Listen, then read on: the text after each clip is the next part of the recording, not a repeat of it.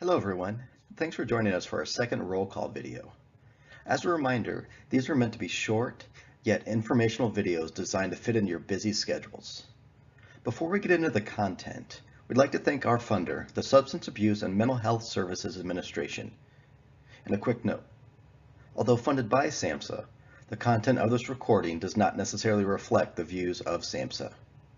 I'm your host, Dave Clausen, and I'm the director of the Mid-America Prevention Technology Transfer Center. And today, we'll be talking about the latest updates to the Substance Abuse Prevention Skills Training, commonly referred to as the SAPS. I had a chance to speak with SAPST Master Trainer Dodi Swope.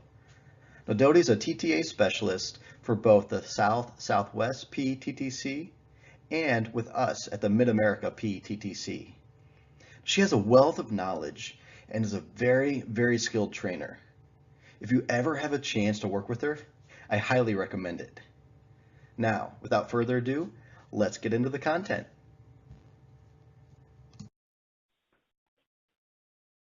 I'd like to welcome SAPST Master Trainer Dodi Swope. Now, Dodi, thanks for being here. Oh, thanks so much for having me, Dave. I'm excited to share the new updated curriculum. All right. Well, if you don't mind, would you share a little bit about your background for those in the audience that might not have attended one of your trainings? I'd be happy to. I'm actually speaking to you all today from my home in Worcester, Massachusetts, in the very cold, dreary Northeast. So if you're in the sunny Southwest, I hope you're enjoying that.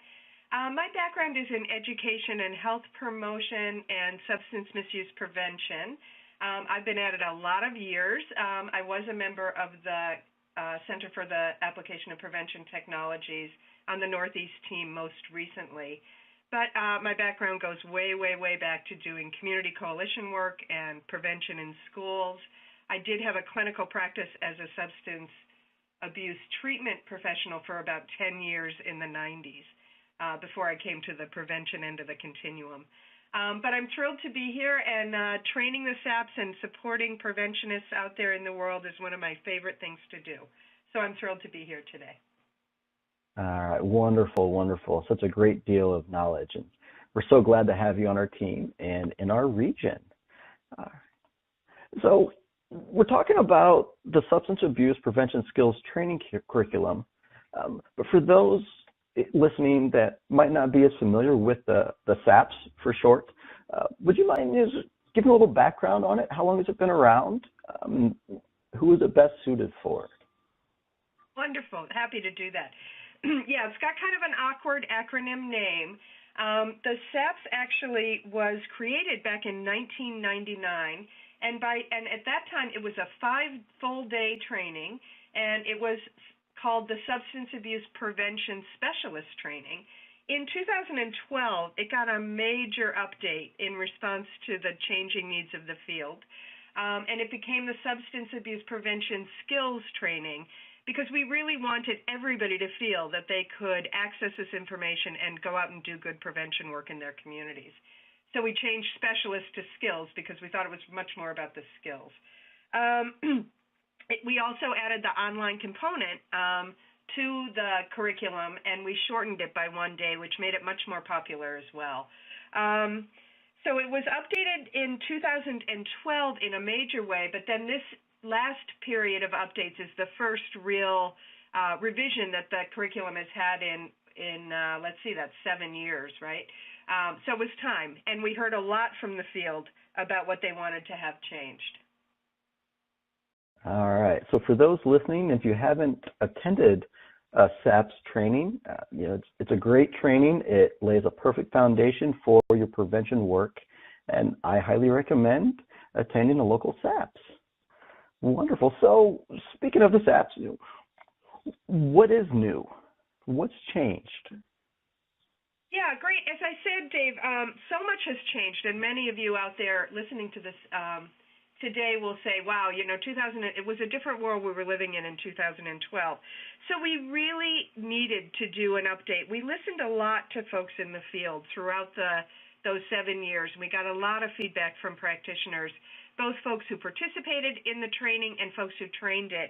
And it was really time to do a real complete overhaul. So that's what we've done. The core curriculum is still the same, but we really have updated and refreshed the curriculum so that it fits the new changing landscape that we all find ourselves in today. I really love that we listened to the field. We got all that feedback from not just folks that have attended the SAPS, but also those trainers. Because for those listening, this training, it's for you. We're doing it and delivering it for you to build the capacity in the workforce in your communities. So your feedback is always valuable. We love it. Absolutely. And so, Dodi, I know a lot of folks ask about the SAPS online course, but for those that aren't familiar with it, would you sort of introduce it and how it is applied in relation to the in-person training? Absolutely. So one of the things that I love about the updated 2012 SAPS was that they added this online component. And it can be, you can do the online component as part of the substance abuse prevention skills training, or you can just do it as your own online course to get some good basic information. It really covers the history of substance abuse prevention in our country. It talks a lot about how the work is done out in the field. It gives some basic information that everybody who works in substance misuse prevention needs. And it just kind of lays the groundwork and prepares folks for the course itself. It takes about 2 to 3 hours to complete the online course, depending on how deep you want to go. It's highly interactive. It's really a popular online course. Many folks were worried that somehow it was going to disappear. We want to assure anybody who's worried about that it has not disappeared. It's still part of the course. And Dave, maybe you can share with folks how we're going to access that online component. Yeah, so with the Technology Transfer Center network, each PTTC region is allotted certain slots for their region. It varies per region. For those in the Mid-America region, I invite you to send me an email, and I'll be able to give you more detailed information on how to access that course. And I'll share my email in the show notes below. That's great. All right, so speaking about, moving from the online version back to the face-to-face, could you talk a little bit more about the sessions for the SAPS? Absolutely. So the curriculum is built around the steps of the strategic prevention framework, which is something that has been really integrated in the field over the past decade. And it is simply a planning process. It's a strategic planning process, and it has 5 steps. And none of this is new to anybody who's ever done strategic planning. Assessment, capacity, planning, implementation, and evaluation are sort of the action steps in the strategic prevention framework. And then woven throughout each of those steps is cultural competence and sustainability. And one of the things that I think we have seen in this new revised version is that the flow of that content has been adjusted so that it works a little bit better for folks now. So cultural competence, it now shows up embedded in the building and assessing capacity step, which is step 2. And then sustainability shows up between planning and implementation, which is really where sustainability thinking needs to happen. We used to, in the older curriculum, it used to be at the very end of the training, and we'd always tell people in the field, you can't start sustainability planning at the end of your grant, you have to start it at the beginning, and yet we were modeling within the curriculum that sustainability came at the end. So we've adjusted that, and I think it really flows much, much better this time. But the SAPS as a whole goes over the entire process and walks you through in a case study exactly how to do this work in a community, and understanding that every community is different and they'll need to adapt to that. But it gives you a really nice ground and framework for doing the work. I always love trainings that incorporate a case study. For me as a trainer, that really helps show how the content is applicable at the community level. And I'll tell you what, it's so refreshing to hear you talk about cultural competency and sustainability being woven into all the sessions, all the steps of the SPIF as opposed to a separate entity, because those two right there, especially that cultural competence, that's the heart of it. That's what's really going to build the capacity and set the foundation for those relationships that will carry you through the whole SPIF process. So good to hear. So good to hear. It sounds like some great updates. Now, you had mentioned that the trainers provided some feedback as well. What's changed that the SAPST trainers might be excited about? Yeah, so one of the most important things, and I think for anyone who's got an old beat-up SAPS curriculum and they're training it and have been training it over and over again, one of the things they're going to be really happy to hear is that all the trainer notes have been streamlined, corrections and revisions have been made, activities have been refreshed. There's still opportunity for you to add your own activities here and there, and those are in the trainer notes for where you can stop and do one of your favorite icebreakers or, sort of refresh, get people going and moving. So if your group is feeling a little tired, that's been really important. So that has really happened with all that trainer input. So all of those trainer notes are updated and they really make more sense. The other thing I mentioned before is that the whole curriculum flows so much better than it did before. The order of it makes much more sense. And then the other piece is that, as I said, the field has changed so much in the last 7 years that there's much more information integrated on emerging issues and in our own development as a field in terms of understanding how we work together across the continuum of care. Sounds wonderful. I really like it. And I'm anxious to get the new materials out to the field and hear their reactions to the updated content. So what specific updates to the material, to the training, are there? Yeah, so digging a little bit deeper, another thing I think both participants and trainers will be relieved to hear is that all the data has been updated. As we know, data can get old and stale, and so we've updated, the curriculum revisers have updated that epidemiology throughout the entire training. As I briefly mentioned before, there is a real focus now on understanding behavioral health as a continuum, so from promotion through prevention, intervention, treatment, and then on to recovery.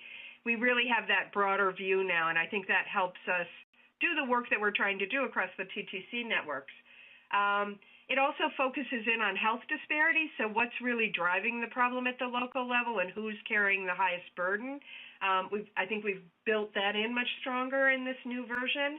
And then finally, I think that link, as you said, Dave, to cultural competence and how that impacts health disparities and how that makes your work fully sustainable and really meaningful on the ground has been really intentionally thought through. So I'm excited about the new cultural competence section. I think it's really gotten a major haircut and update, and it's much more appropriate to the days we're living in now.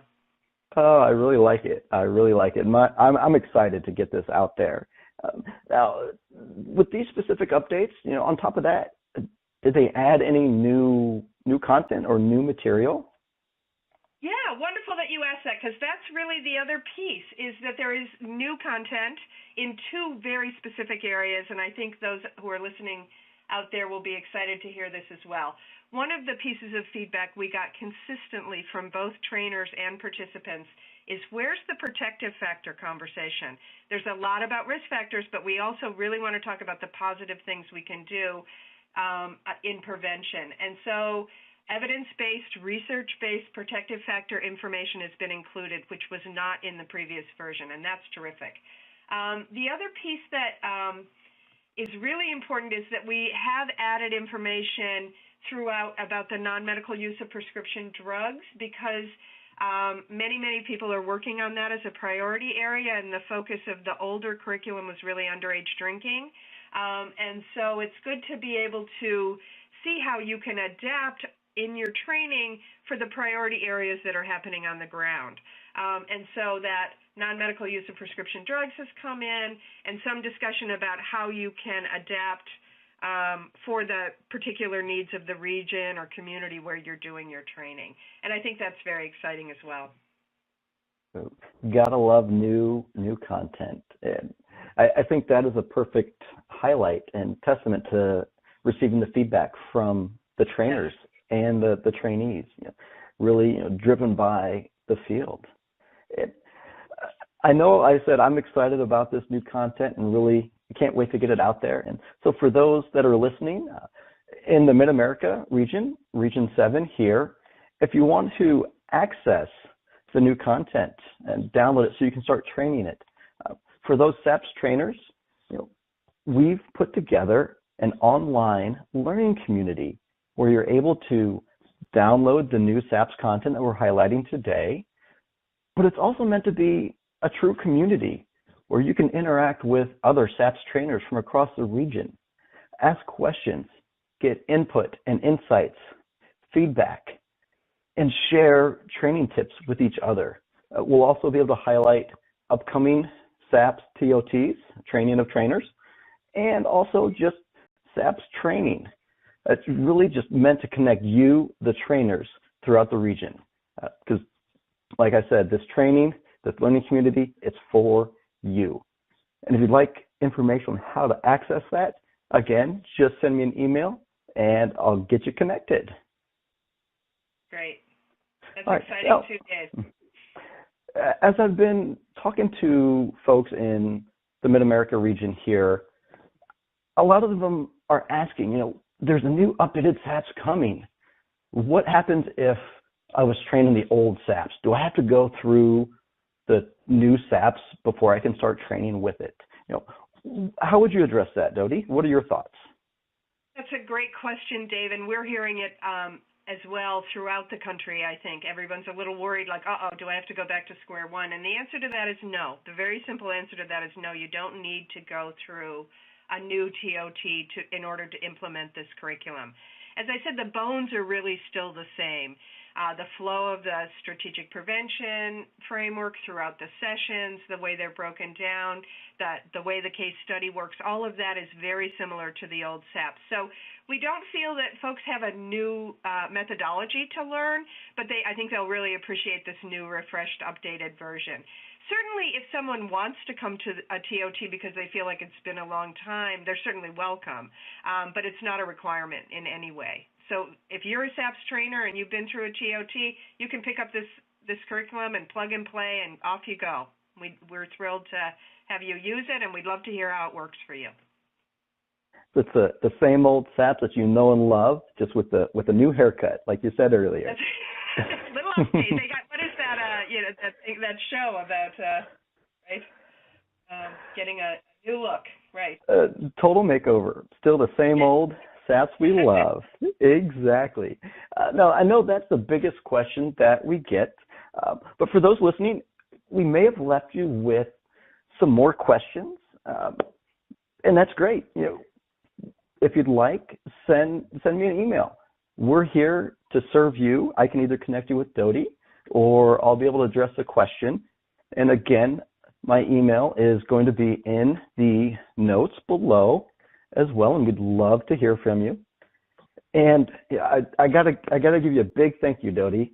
I know you're busy, and thank you so much for taking time to share this exciting news about the updated SAPS. I can't wait to get it out there. Wonderful. Me too, Dave. I'm thrilled to work with you and all of the preventionists out there that are doing this fine work. We're excited. All right. Thank you very much. Thank you. Thanks for having me.